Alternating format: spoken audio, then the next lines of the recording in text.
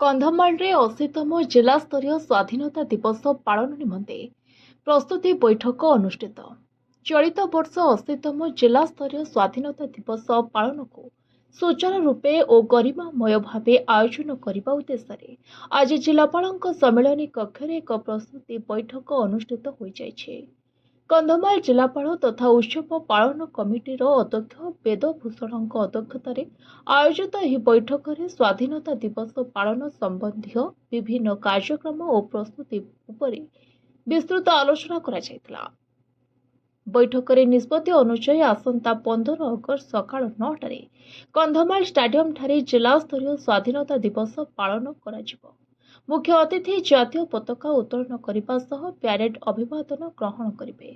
Parade ପରେ ବିଭିନ୍ନ ଶିକ୍ଷାନୁଷ୍ଠାନର ଛାତ୍ରଛାତ୍ରୀଙ୍କ ଦ୍ୱାରା ଦେଶାତ୍ମବୋଧକ ସାଂସ୍କୃତିକ କାର୍ଯ୍ୟକ୍ରମ ପରିବେଷଣ କରାଯିବ।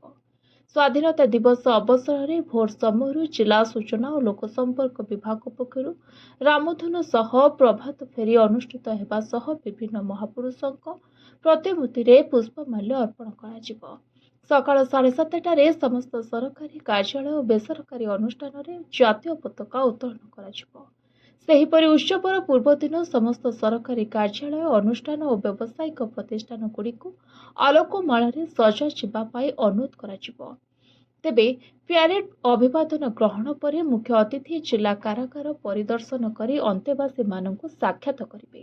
ପରେ ଗୋପବନ୍ଧୁ ବାଳାଶ୍ରମ, ଜିଲ୍ଲା ମୁଖ୍ୟ ଚିକିତ୍ସାଳୟର ରୋଗୀ ଓ ବୃଦ୍ଧାଶ୍ରମର ଅନ୍ତେବାସୀମାନଙ୍କୁ ଫଳ ବଣ୍ଟନ କରାଯିବ।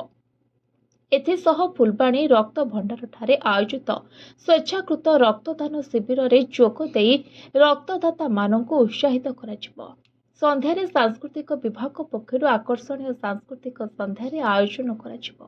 ଚଳିତ ବର୍ଷ ଜିଲ୍ଲାସ୍ତରୀୟ ସ୍ୱାଧୀନତା ଦିବସ ଉତ୍ସବ ପୂର୍ବ ବର୍ଷଗୁଡ଼ିକ ପରି ମାଦିକୁନ୍ଦା ପୋଲିସ ପଡ଼ିଆରେ ନୁହେଁ ବରଂ କନ୍ଧମାଳ ଷ୍ଟାଡିୟମଠାରେ ଆୟୋଜିତ ହେବ।